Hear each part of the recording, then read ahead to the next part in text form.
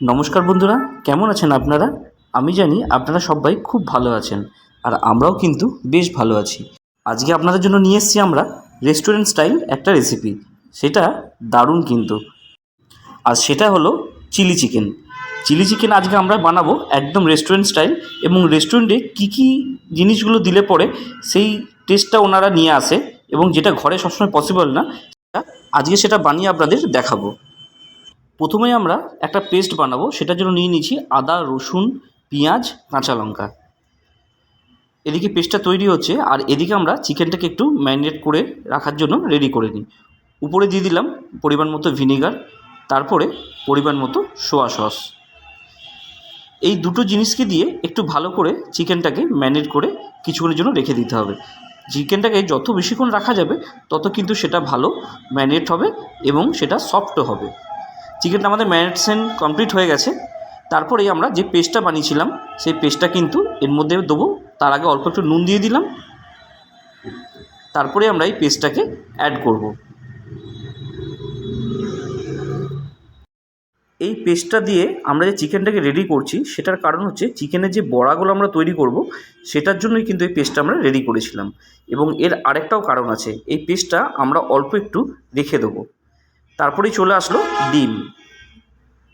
ডিম তো লাগবেই, কারণ ডিম নইলে এটার কিন্তু টেস্টটা ভালো হয় না। আর ডিম দেওয়ার আরেকটা কারণ হচ্ছে এটার মধ্যে যেন মশলাগুলো সব ভালো করে লেগে থাকে চিকেনের মধ্যে, সেই জন্যই ডিমটাকে আমরা অ্যাড করি।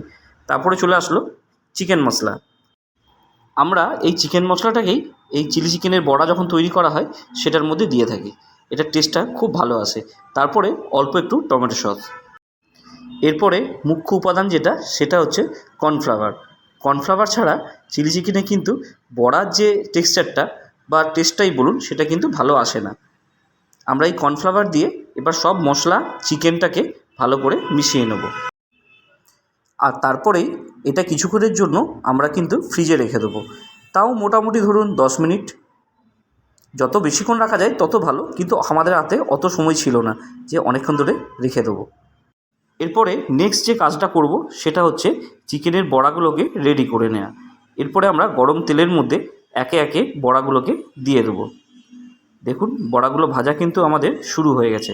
আর অবশ্যই বড়াগুলো যখন ভাজা হবে, কারণ কি, আমরা যদি বেশি হাই ফ্লেমে যদি বড়াগুলোকে ভাজতে যাই তাহলে এই উপরের কোটিংটাই ভাজা হবে, ভেতরে চিকেনটা কিন্তু ভালো করে ভাজাও হবে না, সেদ্ধও হবে না। সেই জন্য রেসিপিটাকে যদি সুন্দরভাবে পরিকাঠামোভাবে যদি তৈরি করতে হয় তাহলে একটু সময় কিন্তু দিতেই হবে, এবং ভালো করে সেটা যত্ন করে বানাতে হবে। দেখুন আমাদের বড়াগুলো ভাজা চলছে। আর রেস্টুরেন্ট স্টাইল খেতে গেলে একটু যত্ন করে তো বানাতেই হবে, তাই না? দেখুন আমাদের বড়াগুলো কিন্তু ভাজা কমপ্লিট হয়ে গেছে। এরকমই লাল লাল করে ভেজে নিতে হবে। তারপরেই নেক্সট যেটা করব আমরা, এরপরে আমাদের কিছু উপাদান আছে, যেমন রসুন, আদা, কাঁচা লঙ্কা, ক্যাপসিকাম, পেঁয়াজ। এগুলো কিন্তু আমরা হালকা করে ফ্রাই করে নেব।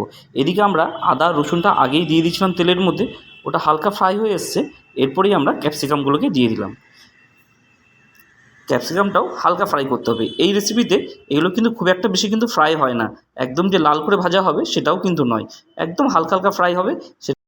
এবার এই সব জিনিসগুলোকে আমরা একটু ভালো করে সেটা ফ্রাই করে নেব। অবশ্যই প্রথমে কিন্তু বলেছি খুব বেশি কিন্তু লাল করে ভাজা যাবে না, অল্প কাঁচা কাঁচা থাকবে, তবেই কিন্তু আমরা এই রেসিপিটার অ্যাকচুয়াল টেস্টটা পাবো। এদিকে এই জিনিসগুলো খুব ভাজা হচ্ছে।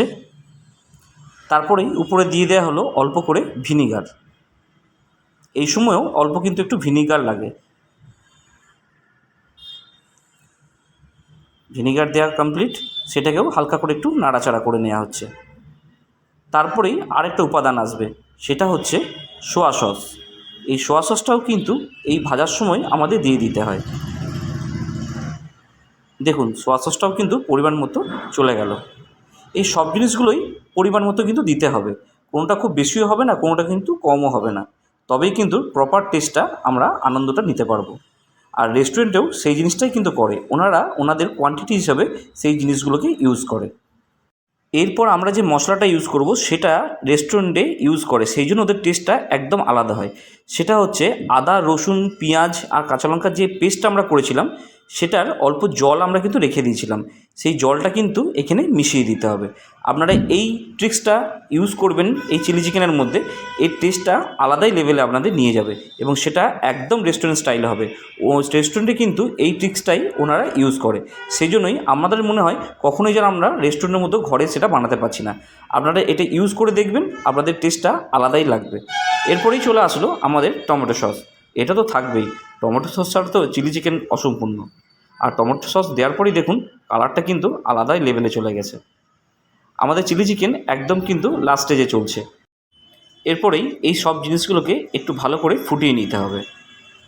ফোটাতেও হবে হার্ডলি 1 থেকে 1.5 মিনিট মতো।